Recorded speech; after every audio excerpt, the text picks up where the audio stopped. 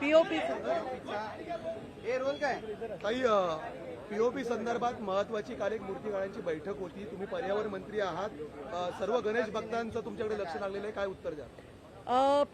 सर्वप्रथम पीओपीचं आजही एक लक्षवेधी होती पण ती आली नाही.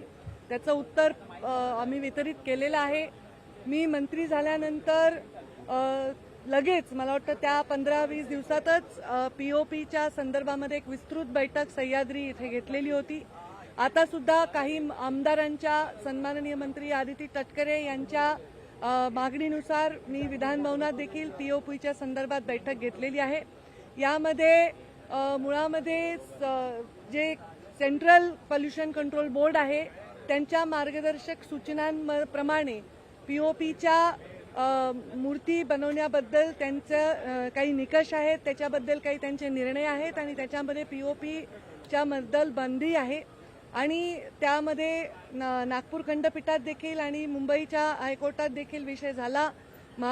सन्माननीय न्यायालयाने हा सोमोटो विषय घेतलेला आहे आणि याच्या मार्गदर्शक तत्वाप्रमाणेच कारवाई करावी असा आदेश दिलेला आहे. आणि हे खातं म्हणून एक डिपार्टमेंट म्हणून कोर्टाच्या संदर्भातले आदेश आणि सेंट्रल पोल्युशन कंट्रोल बोर्डाचे आदेश हे आम्हाला बंधनकारक आहेत. पण तरीही मी आत्ताच बैठक आदिती तटकरे आणि काही सन्माननीय सदस्यांना घेऊन केली होती. त्या बैठकीमध्ये काही लोकांनी असं सांगितलं की पीओपी हे कसं हानिकारक नाही आहे आणि मी त्यांना सांगितलं की त्याचे तांत्रिक पद्धतीने पुरावे आपण द्या. आम्ही सेंट्रल पोल्युशन कंट्रोल बोर्डाला या संदर्भामध्ये लिहून याच्याबद्दलची म्हणजे काय त्यांची स्पष्टता नक्कीच मागवू. जर असे काही पुरावे असतील तर मी वेलकम करेन. त्याचबरोबर सगळ्या ज्या मूर्ती असतात ज्या वेगवेगळ्या उत्सवांमध्ये आपण वापरतो, खास करून महाराष्ट्रात गणेश उत्सवामध्ये वापरतो, या मूर्तींचं जे विसर्जन आहे ते जर आर्टिफिशियल कुंड तयार करून त्याच्यामध्ये केलं तर ह्या पीओपीच्या मूर्त्यांचं नुकसान तसं होत नाही. पण जर आपण नॅचरल नदी, तलाव, सरोवरांमध्ये केलं, समुद्रामध्ये केलं तर याचं प्रदूषण होतं. या कारणाने या मूर्तीच्या संदर्भातला प्रश्न निर्माण झालाय. पण या मूर्त्यांवर एक मोठा उद्योग, एक मोठा वर्ग, अगदी गरीब वर्ग जो कष्ट करतो, काम करतो महिने आणि या मूर्त्या उभारतो हा नक्की आहे. पण प्रदूषण हे सगळ्यात महत्वाचा विषय आणि कोर्टाचे आम्हाला जे निर्णय आहेत ते आमच्यासाठी सर्व श्रेष्ठ आणि क्रमप्राप्त आहेत. पण आम्ही या बैठकीमध्ये जे काही शास्त्रज्ञ पुरावे आणणार आहेत ते पुरावे आम्ही सेंट्रल पोल्युशन कंट्रोल बोर्डाला देऊ आणि त्यांच्याकडनं स्पष्टता मागवू. आणि सन्माननीय मुख्यमंत्री महोदय यांच्याशी पण चर्चा करतोय आणि LNGD कडे पण आम्ही विनंती केलेली आहे की याच्यामध्ये जर काही असे शास्त्रयुक्त पुरावे आले तर आम्हाला काही इंटरव्हेन्शन कोर्टात करता येईल का याच्याबद्दल आम्ही चर्चा करतोय. लवकरच त्याबद्दल स्पष्टता होईल. पीओपीचा प्रश्न अत्यंत गंभीर बनलेला आहे. विशेष करून गणेश मूर्तिकारांचा प्रश्न गंभीर आहे. मागे गणेशोत्सव पार पडलेला आहे. अनेक गणेश मूर्तींचं विसर्जन झालेलं नाहीये मुंबईमध्ये आणि त्याचबरोबर आता भाद्रपदमधला गणेशोत्सव आहे ना, त्यांची मूर्ती बनवण्याचं काम जे आहे तर मे महिन्यापासून सुरू होतं. त्यामुळे लवकरात लवकर निकाल जो आहे हे पण निकाल ऍक्च्युली निकाल लागलेला आहे.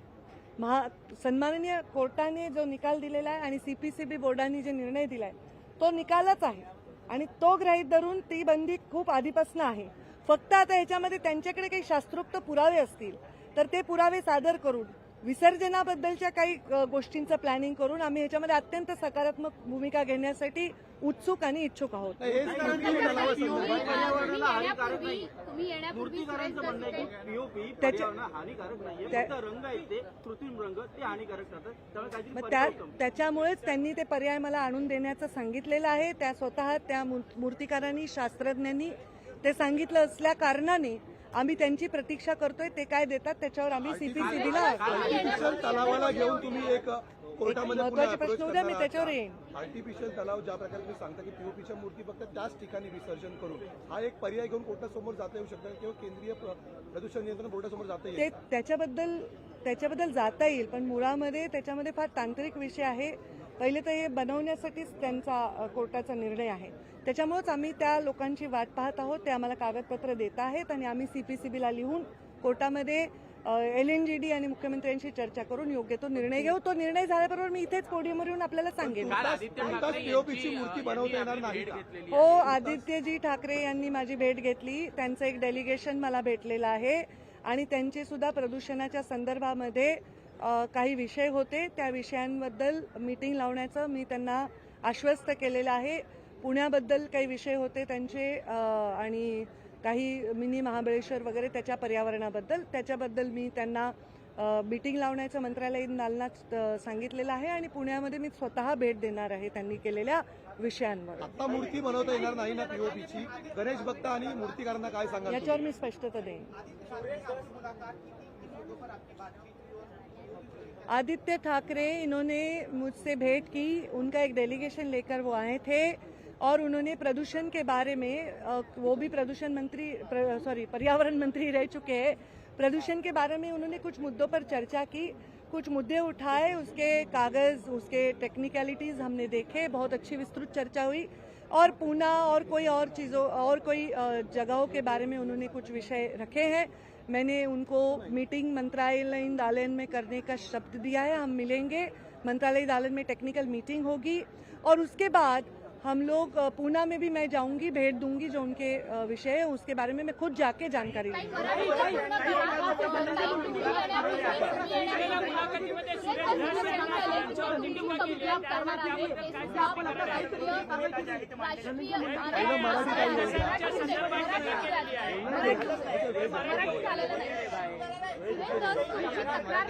मी ऐकलं. ताई, सर्वप्रथम तुम्ही गेल्या मुलाखतीत राष्ट्रीय नेते आहात, पण जे आरोप केलेले आहेत किंवा जी मागणी केलेली आहे की सुरेश धस माझ्या हे पहा, मी काल सकाळच्या वृत्तपत्रातील एका पत्रकारांनी माझा इंटरव्ह्यू घेतला. त्यांनी मला याबद्दल प्रश्न विचारले आणि मी त्यांना सांगितलं याच्यावर मी उत्तर देणार नाही, कारण प्रश्नच मान्य नसल्यामुळे उत्तर द्यायचा संबंधच येत नाही. त्यामुळे त्यांनी जे माझं नाव घेऊन चर्चा करतायत त्याच्याबद्दल माझ्या पक्षातील श्रेष्ठींशी, म्हणजे सन्माननीय मुख्यमंत्री, सन्माननीय प्रदेशाध्यक्ष बावनकुळेजी आणि आमचे संघटनातला जे श्रेष्ठी आहेत त्यांच्याशी मी चर्चा केलेली आहे. ज्या विषयामध्ये कुठलाही संबंध नसताना माझ्या नावाचा उल्लेख करणं किंवा कुठल्याही टिप्पणी करणं वैयक्तिक पद्धतीने हे त्यांनी करणं अपेक्षित नाही आणि त्यांनी ते करू नये.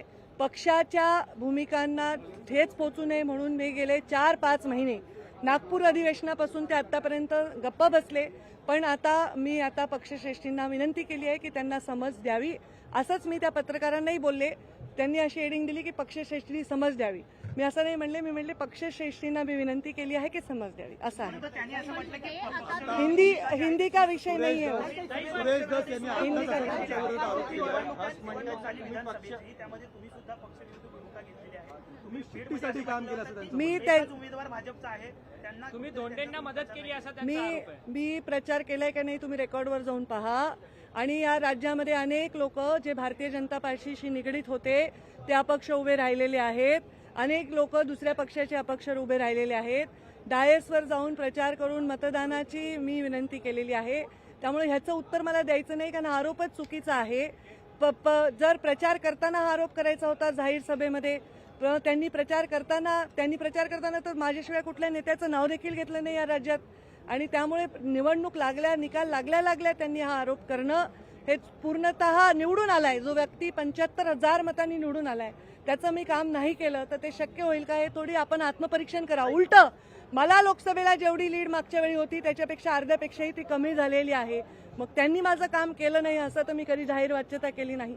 अनेक लोकांनी माझं काम केलं नाही, पण त्या परिस्थितीला, अडचणीला मी बागे टाकलं आणि पक्षाच्या कामाला लागले. त्यांनी अशा भूमिका जाहीर मागणं हे आमच्या पक्षाच्या श्रेष्ठींना मान्य होणार नाही, पक्षाच्या शिस्तीला मान्य होणार नाही. त्यांनी निवडून आलेल्या त्याच गुलालात माझ्याविषयी बोलले, पण आज